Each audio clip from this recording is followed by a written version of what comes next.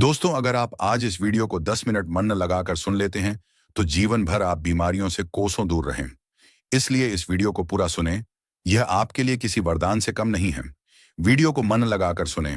अगर आप हमारे चैनल में पहली बार आए हैं, तो चैनल को लाइक और सब्सक्राइब जरूर करें लें ताकि आप इस तरह के वीडियो सबसे पहले देख सकें।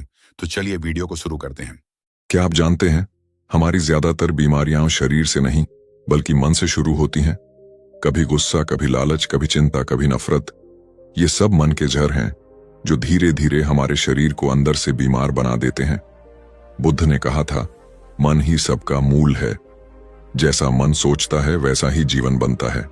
आज मैं आपको सुनाने जा रहा हूं 6 अद्भुत कहानियां जो बताएंगी कि कैसे क्रोध, लालच, चिंता, नफरत, आसक्ति और गलत सोच हमारे भीतर बीमारी की असली जड़ बन जाते हैं, और कैसे बुद्ध ने हर एक का इलाज केवल मन की समझ से किया।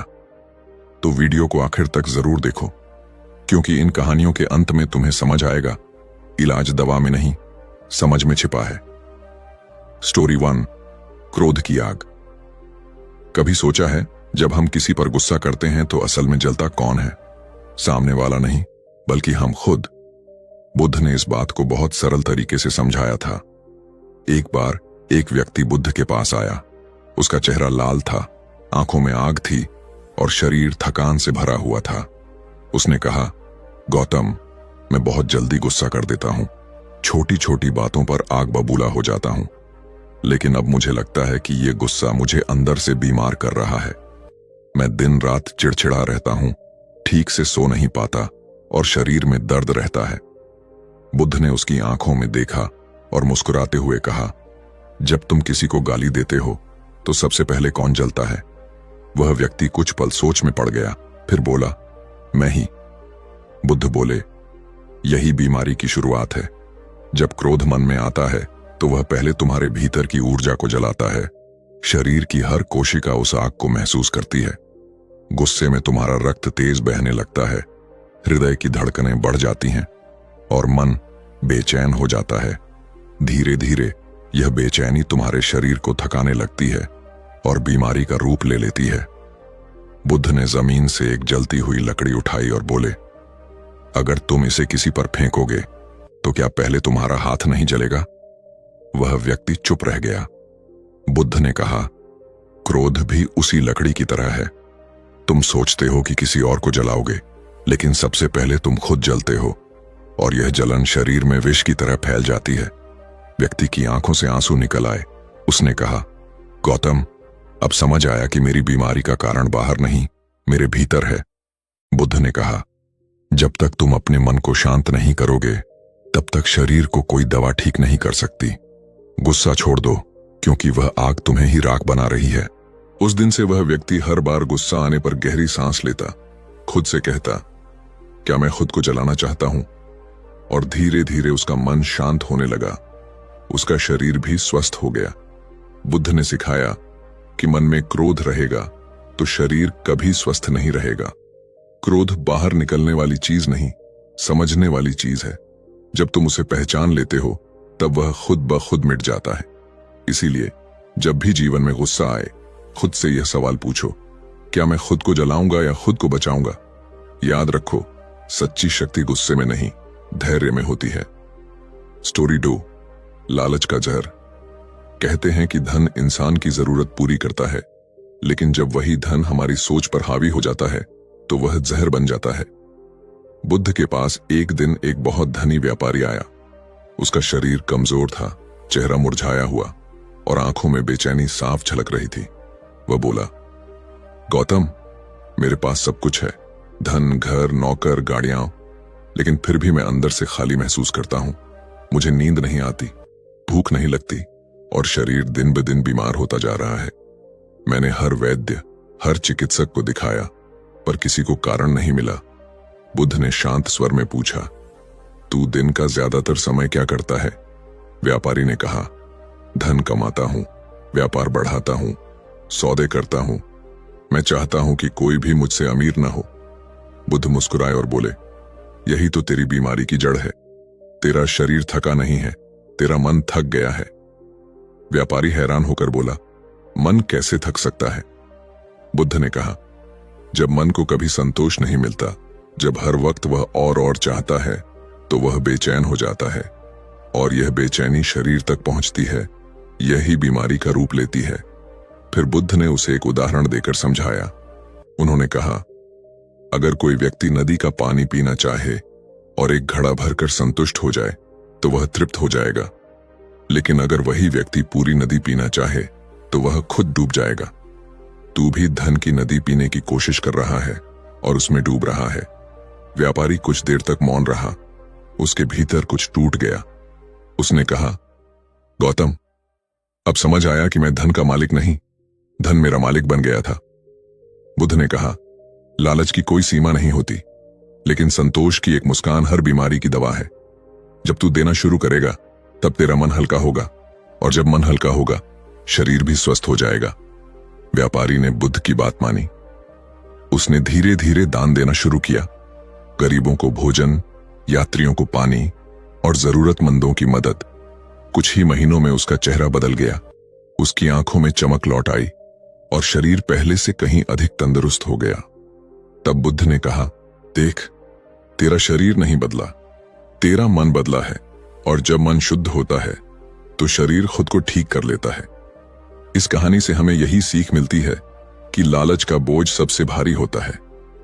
जब तक मन और चाहता रहेगा, तब तक भीतर की शांति खत्म होती रहेगी, और जहां शांति नहीं होती, वहां स्वास्थ्य भी नहीं टिकता। इसीलिए याद रखो, जितना ज्यादा तुम बांटोगे, उतना ज्यादा पाओगे, क्योंकि सच्चा सुख पाने में नहीं, देने में छिपा है। स्टोरी 3, चिंता का रोग।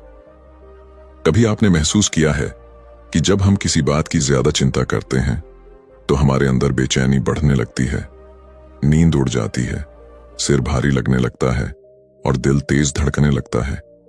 यही चिंता धीरे धीरे बीमारी का रूप ले लेती है। बुद्ध के समय की बात है। एक महिला हर दिन चिंता में डूबी रहती थी।